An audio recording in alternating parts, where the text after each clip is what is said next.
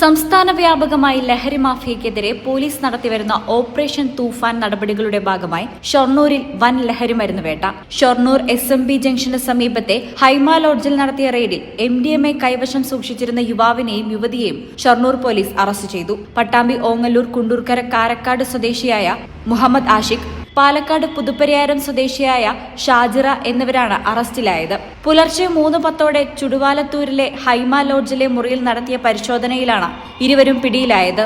പ്രതികളിൽ നിന്ന് മൊത്തം 17.060 ഗ്രാം MDMA പോലീസ് പിടിച്ചെടുത്തു. ഇതിൽ മുഹമ്മദ് ആഷിഖിൽ നിന്ന് 14.670 ഗ്രാം MDMAയും ഷാജിറയിൽ നിന്ന് 2.390 ഗ്രാം MDMAയുമാണ് കണ്ടെത്തിയത്. പിടിച്ചെടുത്ത ലഹരിമരുന്ന് വാണിജ്യാടിസ്ഥാനത്തിൽ വിൽപ്പനയ്ക്കായി സൂക്ഷിച്ചിരുന്നതാണെന്നാണ് പോലീസ് വ്യക്തമാക്കുന്നത്. സംഭവത്തിൽ പ്രതികൾക്കെതിരെ NDPS നിയമപ്രകാരമുള്ള ജാമ്യമില്ലാ വകുപ്പുകൾ ചുമത്തി ഷൊർണൂർ പോലീസ് കേസെടുത്തു. പ്രതികളെ വിശദമായി ചോദ്യം ചെയ്തു വരികയാണ്. ഇവർക്ക് ലഹരിമരുന്ന് എത്തിച്ചു നൽകിയ മൊത്തക്കച്ചവടക്കാരെയും മറ്റു ബന്ധപ്പെട്ടവരെയും കണ്ടെത്തുന്നതിനുള്ള അന്വേഷണം ഊർജിതമാക്കിയതായി പോലീസ് വ്യക്തമാക്കി. ഈ ചാനൽ ഷൊർണൂർ. KSFE വളാഞ്ചേരി ബ്രാഞ്ചിൽ ഉടൻ ആരംഭിക്കുന്നു 100 മാസ ചിട്ടി.